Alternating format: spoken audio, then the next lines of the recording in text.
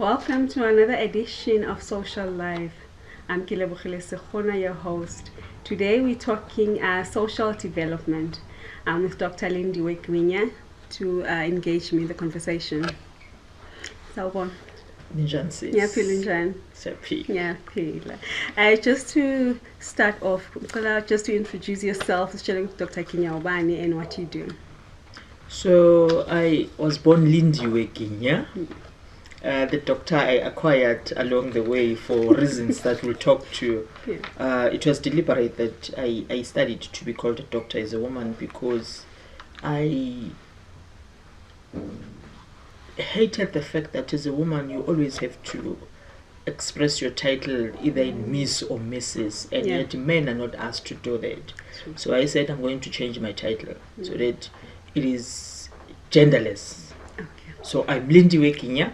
I was born and raised in Zondi in Soweto, but my parents then moved to Snake Park. I think about 10-15 years ago, can't remember very well. And I am an educationist. I love education. I've got so much passion for education. I'm an entrepreneur. I strive to be a businesswoman, but at this stage I'm still an entrepreneur. So that's who I am. A lady of many titles. Yes. What is your understanding of social development? You know, for me, social development, it's about making sure that as a society, we develop each other or every individual. Now, developing would be in a different form. It could be just within education, it could be in business-wise. But for me, it's all about bringing the balance.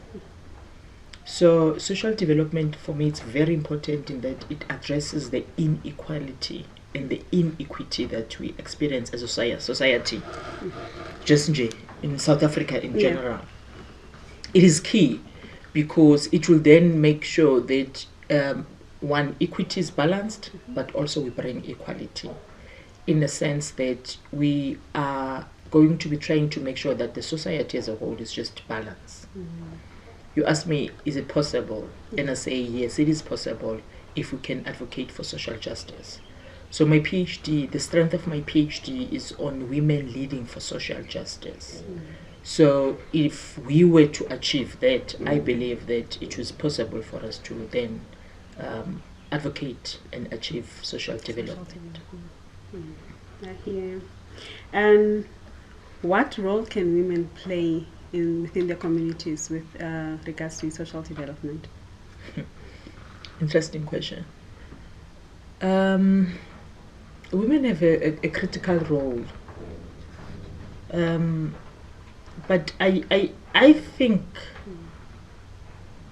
for us as women, we have to just occupy the space. For us to wait for somebody to bring us up and say this is the role that you have to play as a woman.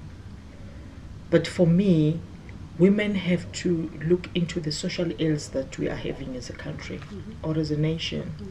And for us to do that is for us to bring the boy child into the picture. So if as a woman, all you think about is social development for a girl child, we are not going to win the war that we are facing. So it is important for women to understand and balance the gender. Yes, it's true. We can't deny the fact that over the past or over the years, the girl child have been neglected. I mean, that is true. That we cannot ignore. But the society is now changing in a way that it is women empowerment, and we are happy with that. But in the process, when we ignore the boy child, we have the social ills, because what the boy child does now is to kill that woman that has been empowered. Because they feel neglected. There's programs that you watch where women speak about GBV, gender-based violence. And when you dive deep into that, or you read literature, you'll understand that there is that neglect of a boy child. And the boy child now wants to come up Yeah. And for me, women should make sure that for our society to be well developed, we balance the status quo. Would you then say that with the social ills that we face at the moment, especially with gender-based violence, would it be one of the reasons be called the boy child feels neglected and, you know, pushed aside, while the girl child is being groomed to be a certain person and to act a certain way? Let me give you a practical example. We are married. I'm your husband. Yeah. I'm a man. You're a woman. I've been brought up with the Christian values that says a man is a provider. Yes. Now things change. There's women empowerment that I advocate for. I'm a feminist. Yeah. And as things change, you are empowered, you are into business, you are now bringing more money than me as a man. It dents my ego. Yeah. One. True. But what it does more, it then causes this resentment to say, she's now better than me. Yeah.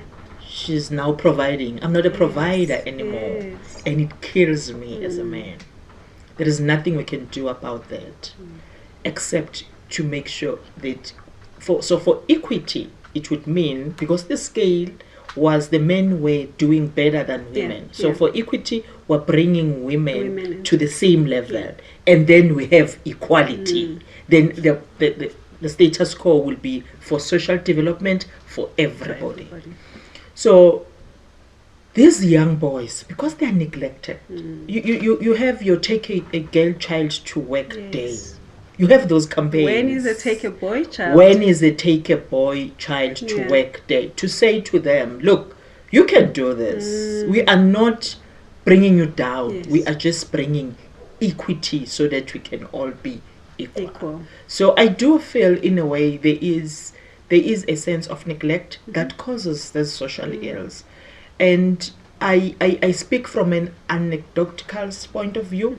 I'm still doing research on that. As soon as I've done my research and I can speak from a scientific point of view, I will then speak with authority. But for now, it is just my observation of what I see. With if you follow the stories of women that were killed by a man. Just last year, we witnessed a beautiful young aspiring medical doctor who was killed by a boyfriend. And Yes, when I you remember that one. when you check the story of the boy, then you realize that there was also resentment somewhere.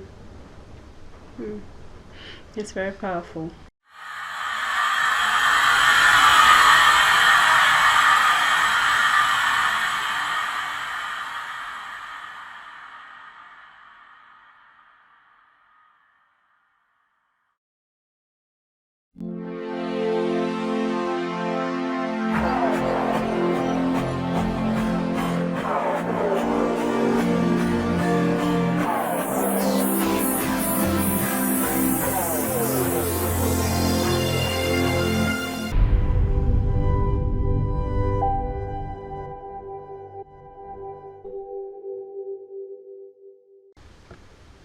Welcome back. Still in conversation with Dr. Lindiwe Ginya.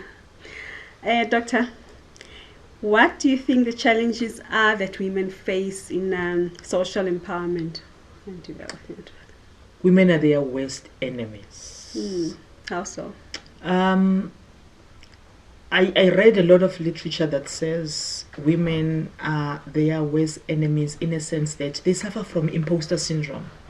What's So that? the imposter syndrome, it's something that will always tell you, not me. There's a post, there's an advert at work for a managerial position. You've got the qualifications, you've got the experience. But when you are just about to apply for that post, or you apply for the post, you get shortlisted to come for interviews.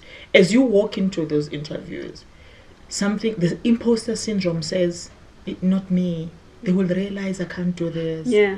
What if they find out I'm a fake? Yeah. What if they find out I'm not as good as that? Whereas when it comes to men, when there is a position, whether he has the qualifications or he doesn't. They just talk there by the water booth, whatever thing they drink water and talk about soccer, and they say, "Go bra, you go bra," and he goes there. So I'm privileged in a sense that I now sit in a lot of interview panels for jobs, and you sit there as a panelist and you listen to this candidate, a woman candidate. And you can tell this person has it in her. But there's this imposter syndrome that says, not me. Me, out of all these people. But and then yet how different or would that be from self-esteem? It's different because a self-esteem, it's all about how do you perceive yourself. However, imposter syndrome, it's all about I am not good enough. They will realize that I'm a fake. So you have this thing that says, I'm a fake. I suffer from imposter syndrome myself. I'm a former high school principal, and I got promoted to a chief director post. So it was 4 posts above the post that I was at. And when I applied for that post, I didn't know that was that post. But when I went for those interviews, and imposter syndrome, because I realized I had directors that I was competing with. And the imposter syndrome kicked in. Not you. You've never been a district official. But because I'm always conscious of my imposter syndrome, I reminded myself that I deserve a seat at this table. And I took on that interview. And because it was run by an independent agent, the lady called me after and she said, these people have not made a decision, but I'm telling you, they want you. So coming back to your question, so women have got that. We have this thing that says pull her down syndrome. It's something that we believe in, and it doesn't exist. I'm a woman. I am led by a woman. And both of us as a team. So what my boss does, she doesn't take my shine. What I do, I don't take my subordinates' shine. But what I do as a woman, I make my boss shine. So we always believe in the sense that there's a pull her down syndrome. Women will pull you down. And you move into that position with that mentality. And you know what happens with the brain? I'll give you an example. Say you've never seen a Tesla in your life. The minute your friend buys a Tesla, you will see Teslas every day, everywhere as you are driving. So because you've got that mentality that I'm a woman and I've been into this position, there's this PhD, these women are you're going to say it. I've been a principal in a school here in Dobsonville, the worst school you can think of. I was the first female principal there. The support I got was from women. Because when I went into that position, to say, I am there to change the status quo. I am not there to be loved by everybody. I'm not money. I'm not money. So to answer your question, I'm saying women are their worst enemies. They are their worst enemies because we tend to believe the narrative that we were given by men, and we live that narrative.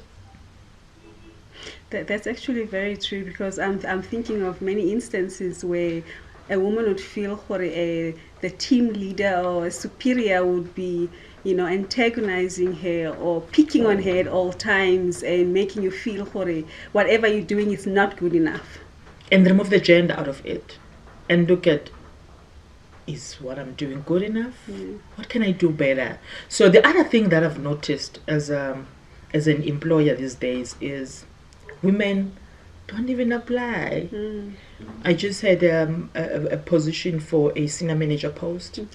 We had, so the HR would shortlist, not shortlist, but would sift.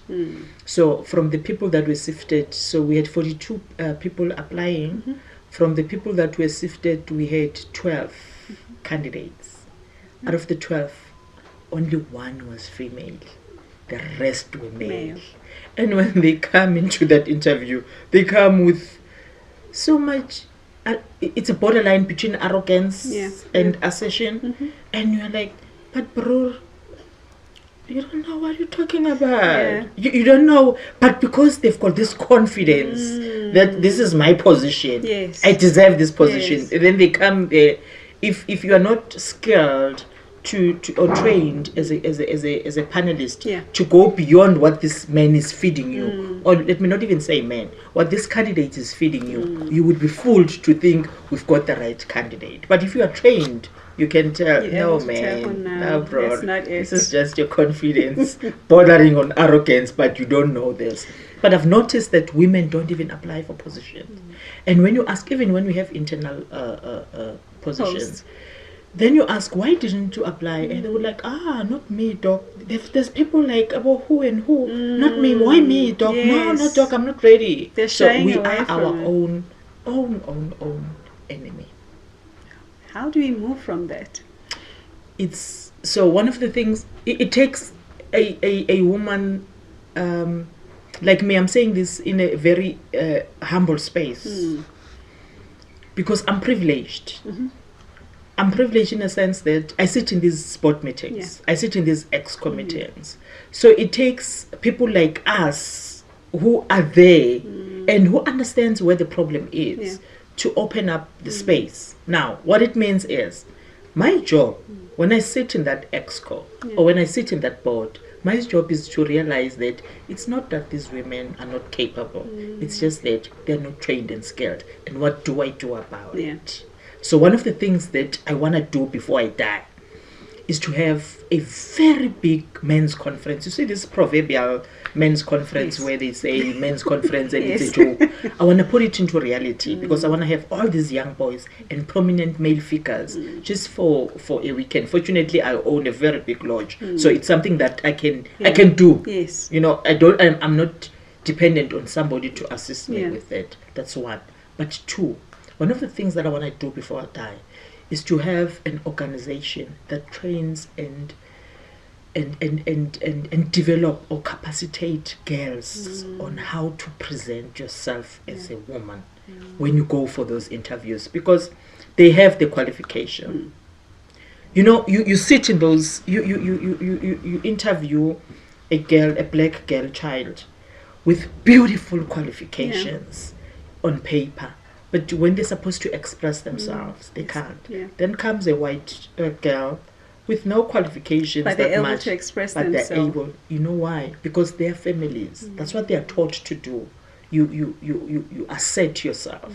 For us, we are taught as a woman, you must be humble, you must be submissive. So you grow up thinking that that is what will take you to the next level, and it won't. So those are the two things that I'm going to do before I die, because I feel for us who are privileged, it's our role to say, look, guys, you've got it. One of the things that I do and I enjoy doing is I get invited. So I was invited on Saturday. I was addressing the Gauteng RCLs, the executives of the schools in Gauteng. And this is the platform that I use to say to the girl child, look, you've got it. So what I know for a fact is that 6 months from now, 6 years from now, the message that I gave them on Saturday, they will remember it. So I feel that is the role. So we have different roles. You have your space. You are using this space. So as women that are in the know-how and that are privileged, we've got different platforms that we can use to make sure that we bring the girl child up to say, look, you've got this. You can do this. Do you think the same program could be used in schools to empower our girls? We need it. We need it. So in schools, I think it's more about the leadership of the school. If you've got a good principal in a school, you've got those programs. Make no mistake, because you will have a principal that would know the importance of equity versus equality. Because if we are to talk about equality, we're then going to say the level field, the playing field must be leveled, and it's unfair. It can't be leveled until you bring the other one, and then we level it. So if you've got, in schools, if you've got a brilliant principal, brilliant SMT, school management team that understands Uguti, 60% of what we learn in school, we're not going to apply it in the real world. When I was a principal, this is what I used to tell my kids at assembly. I would say to them, listen, 60% of the things that you learn here, you're not going to apply it in the real world, in a sense that you go to a maths class, you learn x plus x is x squared. when you are a chairperson of SAA, the chairperson of the board, or when you are an executive or the CEO, nobody will ask you that. But it has taught you logic. So schools, schools, if we can get it right at that level, we got it right for the whole nation. But what we do as schools now, it's all about cramming. So we give you information because you are able to reproduce it as is. Then we say you are a smart child. You get 98%. You got, and it shouldn't be like that, because like I'm saying, nobody. I don't know how old you. I see you older. You're very younger than me. But we studied the frog. There was a frog that we used to draw. Yeah. You're not going to apply that thing in the real world. But it taught you how to follow certain instructions and. Yeah. So schools are very important. They play a very critical role. And if principals and school managers can understand their role, we've got it. You mentioned equality and equity. More elaboration on that? So I'm trying to think of a very easy example. Let's use the gender. So equality is about making everything equal for everybody. But for you to be able to go to that stage, you need to deal with equity, because equity means, so I want you to think in your mind, think about a scale where this is up and this is down. So for you to be able to bring this, it's all about equity. So you have to be unfair to this one for you to be able to and then you get equal opportunities. So I'll give you an example. I'll take you back to schools, because my area of specialty is in schools. So in schools right now we have education. It's the same education for every child. However, when it comes to funding for the schools, for equity, the schools that are in disadvantaged areas, they get more funding from the government than the schools that are in the affluent areas. Now that is equity, because the government is trying to bring this to this level, and then we all have the equal opportunities. I hear you. Okay. Lastly, what do you think the government's involvement is in social development, or what it should be? Do you? I think I wanted to ask. Do you want an honest answer, or do you want a politically correct answer? Should be. What it should be, and how one, especially a girl child, could assess it. I'll take you to this 350 social grant that the government is saying they're giving our people. That is absolute nonsense. What the government should be doing is to create opportunities for social development. If I were to be in that parliament, what I would say to my people would be, one, easy, the quick wins. One of them would be your potholes. What if we were to take a group of young boys here, boys and girls from Dobsonville, we're in Dobsonville, we upskill them, we take them to TVET college for 6 months, we train them on how to fill these things. Then we capacitate them. Then we either employ them or we empower them to form their own corporates, and then they've got that skill forever. Now you come and give people 350 rands and you say it's social development. Once you are doing that, the petrol hike, which affects everything, your food, your transport, you're not doing any social justice. It's just injustice to those to the nation. So what the government should be doing is social development in its true sense. Instead of the government giving this business and tender to this business, big business, to do the bridges, to build all this construction. You see, when you drive all over the country, this construction, and foreign nationals are employed in those, and we complain. And you know what the foreign nationals have that we don't have? They've got the skill. You can take a Zimbabwean anywhere in the world today, Yeah. they will thrive because their government at school level taught them the artisan skills. So I think that is what the government should be doing. Instead of the government giving people the money, for me it's about not teaching me how to fish, but it's about giving me the fish, which is not sustainable. Yeah, true. Taking it to the girl child. I am a feminist, but I'm a radical feminist.